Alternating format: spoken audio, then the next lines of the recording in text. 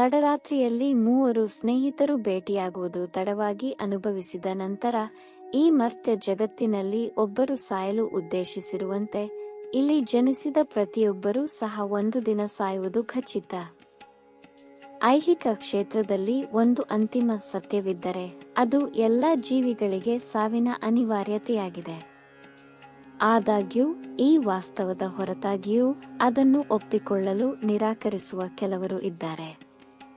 ಹಿಂದೂ ಧರ್ಮದಲ್ಲಿ ಸತ್ತ ನಂತರ ದೇಹವನ್ನು ಸುಡುವುದನ್ನು ನೀವು ಗಮನಿಸಿರಬಹುದು. ಹೆಚ್ಚುವರಿಯಾಗಿ ಸೂರ್ಯಾಸ್ತದ ನಂತರ ಯಾರಾದರೂ ಮರಣ ಹೊಂದಿದರೆ ಅವರ ಅಂತ್ಯಕ್ರಿಯೆಯನ್ನು ಮರುದಿನ ಮಾಡಲಾಗುತ್ತದೆ, ರಾತ್ರಿಯಲ್ಲಿ ಅಲ್ಲ. ಕುಟುಂಬಗಳಲ್ಲಿ ಸಂಜೆ ಯಾರಾದರೂ ಸತ್ತರೆ ದೇಹವನ್ನು ಮಾತ್ರ ಬಿಡುವುದಿಲ್ಲ ಎಂದು ನೀವು ಗಮನಿಸಿರಬಹುದು.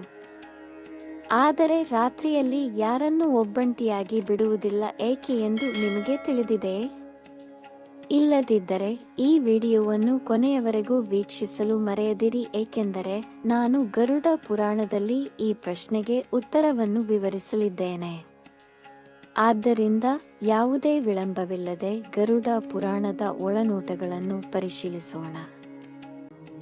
ಸ್ನೇಹಿತರೆ, ನಮ್ಮ ಧರ್ಮದಲ್ಲಿ ಸತ್ತ ನಂತರ ದೇಹವನ್ನು ಏಕೆ ಒಂಟಿಯಾಗಿ ಬಿಡುವುದಿಲ್ಲ ಎಂಬುದನ್ನು ವಿವರಿಸುವ ಮೊದಲು ಸತ್ತವರ ಅಂತಿಮ ಸಂಸ್ಕಾರವನ್ನು ಯಾವಾಗ ಮತ್ತು ಯಾವ ಸಂದರ್ಭಗಳಲ್ಲಿ ತಕ್ಷಣವೇ ಮಾಡಲಾಗುವುದಿಲ್ಲ ಅಥವಾ ಸ್ವಲ್ಪ ಸಮಯದವರೆಗೆ ಮುಂದೂಡಲಾಗುತ್ತದೆ ಎಂಬುದನ್ನು ನಾವು ನಿಮಗೆ ತಿಳಿಸೋಣ.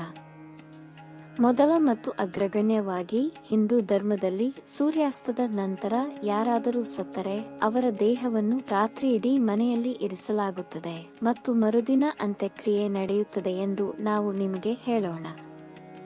ಇದಲ್ಲದೆ ಪಂಚಕ ಕಾಲದಲ್ಲಿ ಯಾರಾದರೂ ಸತ್ತರೆ ಅವರ ದೇಹವನ್ನು ಸಹ ಸ್ವಲ್ಪ ಸಮಯದವರೆಗೆ ಮನೆಯಲ್ಲಿ ಇರಿಸಲಾಗುತ್ತದೆ ಮತ್ತು ಪಂಚಕ ಅವಧಿ ಮುಗಿದ ನಂತರವೇ ಅಂತ್ಯಕ್ರಿಯೆ ನಡೆಯುತ್ತದೆ. ಏಕೆಂದರೆ ಗರುಡ ಪುರಾಣದಲ್ಲಿ ಉಲ್ಲೇಖಿಸಿರುವಂತೆ ಸೂರ್ಯಾಸ್ತದ ನಂತರ ಅಥವಾ ಪಂಚಕ ಕಾಲದಲ್ಲಿ ಸಂಸ್ಕಾರ ಮಾಡಿದರೆ ಮೃತನಿಗೆ ಮೋಕ್ಷ ಪ್ರಾಪ್ತಿಯಾಗುವುದಿಲ್ಲ.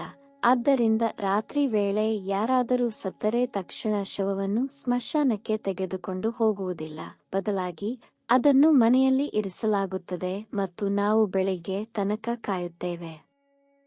ಅಂತಹ ಪರಿಸ್ಥಿತಿಯಲ್ಲಿ ದೇಹವನ್ನು ಒಂದು ಕ್ಷಣವೂ ಒಂಟಿಯಾಗಿ ಬಿಡುವುದಿಲ್ಲ ಮತ್ತು ಅದನ್ನು ಕಾಪಾಡಲು ಯಾರಾದರೂ ಯಾವಾಗಲೂ ಇರುತ್ತಾರೆ. ದೇಹವನ್ನು ಒಂಟಿಯಾಗಿ ಬಿಡದಿರಲು ಮುಖ್ಯ ಕಾರಣವೆಂದರೆ ಅದನ್ನು ಗಮನಿಸದೆ ಬಿಟ್ಟರೆ ಗರುಡ ಪುರಾಣದಲ್ಲಿ ಉಲ್ಲೇಖಿಸಿರುವಂತೆ ನಾಯಿಗಳು ಅಥವಾ ಬೆಕ್ಕುಗಳಂತಹ ಪ್ರಾಣಿಗಳ ದಾಳಿಗೆ ಒಳಗಾಗಬಹುದು. ಅಂತಹ ಸಂದರ್ಭಗಳಲ್ಲಿ ಸತ್ತವರ ಆತ್ಮವು ಅವರ ಸಂಬಂಧಿಕರೊಂದಿಗೆ ಅಂತಹ ಹಿಂಸೆಗೆ ಸಾಕ್ಷಿಯಾದಾಗ ಅದು ಬಹಳವಾಗಿ ಬಳಲುತ್ತದೆ ಎಂದು ನಂಬಲಾಗಿದೆ. ಹೆಚ್ಚುವರಿಯಾಗಿ ದೇಹವನ್ನು ಏಕಾಂಗಿಯಾಗಿ ಬಿಟ್ಟರೆ ಕೆಟ್ಟ ಶಕ್ತಿಗಳು ಅದನ್ನು ಹೊಂದಬಹುದು ಎಂದು ನಂಬಲಾಗಿದೆ. ಇದು ಸತ್ತವರ ಆತ್ಮ ಮತ್ತು ಅವರ ಕುಟುಂಬ ಸದಸ್ಯರಿಗೆ ಹಾನಿಯನ್ನುಂಟು ಮಾಡುತ್ತದೆ. ಒಬ್ಬ ವ್ಯಕ್ತಿಯ ಮರಣದ ನಂತರ ಅವರ ಆತ್ಮವು ಸುತ್ತಲೂ ಅಲೆದಾಡುತ್ತದೆ ಮತ್ತು ಅವರ ಸಂಬಂಧಿಕರನ್ನು ಗಮನಿಸುತ್ತದೆ ಎಂದು ಹೇಳಲಾಗುತ್ತದೆ. ಒಬ್ಬ ವ್ಯಕ್ತಿಯ ಮರಣದ ನಂತರ ಅವನ ದೇಹವು ಖಾಲಿಯಾಗುತ್ತದೆ ಮತ್ತು ಈ ಕಾರಣಕ್ಕಾಗಿ ದುಷ್ಟಶಕ್ತಿಗಳು ಅದನ್ನು ತಮ್ಮದೇ ಎಂದು ಹೇಳಿಕೊಳ್ಳಬಹುದು ಎಂದು ಹೇಳಲಾಗುತ್ತದೆ.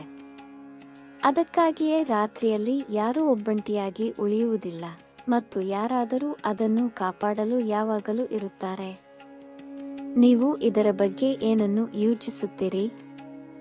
ವಿಡಿಯೋವನ್ನು ಇಷ್ಟಪಟ್ಟರೆ ಇದನ್ನು ಲೈಕ್ ಮಾಡಿ ಮತ್ತು ಶೇರ್ ಮಾಡಿ.